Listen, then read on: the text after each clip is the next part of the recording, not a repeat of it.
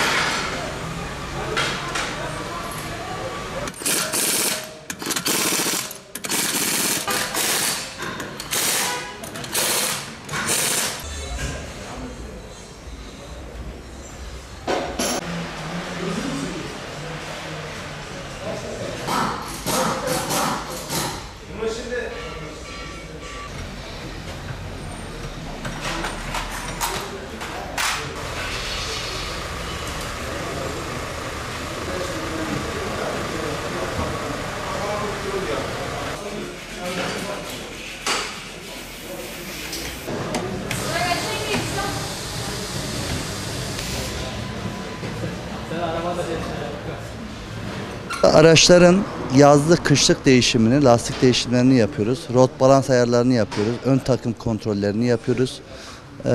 Jantlarda eğrilik varsa onların onarımını yapıyoruz. Onunla beraber test sürüşünü yapıp aracı emniyetli bir şekilde, sorunsuz bir şekilde teslim ediyoruz. Mevsimden kaynaklanan kış lastik değişimi başladı. Yazlık lastikleri söküyoruz, kışlık lastikleri takıyoruz. Çünkü kışlık lastikleri kış şartlarına göre üretimi yapıldığı için mecbur takılması gerekiyor araçlarda. Emniyetli bir şekilde araçlar ondan sonra yolu tutuşu iyi olduğu şekilde devam ediyor. Yani mevsimden kaynaklanan havanın soğumasından dolayı kışlık lastiklerini aksatmadan kısa bir sürede fazla uzun süre beklemeden kışlık lastiklerini takıp onunla beraber ön takım kontrollerini yaptırıp rot balans ayarlarına yaptırıp emniyet bir şekilde yollarına devam etmelerini tavsiye ediyoruz. Yaz lastiğinin hamuru ile kış lastiğinin hamuru farklıdır.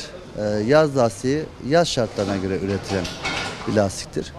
Kış lastikleri de kışın ona göre teknik özellikleri farklı olarak üretilen hamuru daha farklı olan bir lastik türüdür. Onun için yazın kışlık lastik kullanılmadığı gibi kışın da yazlık lastikler kullanmak çok emniyetli olmuyor. Kış lastikler yeri daha iyi tutar. Yani yazın lastikler nasıl yeri daha iyi tutuyorsa kışın yazlık lastikler sertleştiği için ve onlarda kış lastiklerinde bulunan özellikler olmadığı için kaydırma olasılığı çok yüksektir. Kış lastik takarak yol tutuşu daha iyi ön plana çıkıyor. Lastiklerin yasal ömrü takıldıktan sonra, yani araca montajı yapıldıktan sonra 10 yıldır. Yani yasal ömrü budur. Bir de kullanımı çok önemli. Yani sen yaz lastiğini kışın kullandığın zaman o lastiğin soğuğu gördüğü zaman deforme oluyor. Aynı şekilde kışlık lastiği de yazın kullandığın zaman, yani burada raf ömrünü arayamıyorsun. Bu kullanımla alakalı bir şey ve önden ayarıyla alakalı bir şey. Bunlara dikkat etmek lazım. Araçtaki emniyet parçalarını düşünmek lazım. Emniyet parçaları nedir? Direksiyon, ön takım, fren ve en başta gelen yani asfaltla ilk teması sağlayan parça lastiktir. Lastiklere dikkat etmemiz lazım.